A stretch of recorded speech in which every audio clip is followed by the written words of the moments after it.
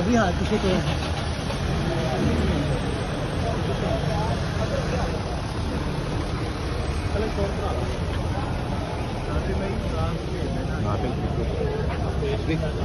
भाईजान आगे आगे नहाना जाए प्लीज।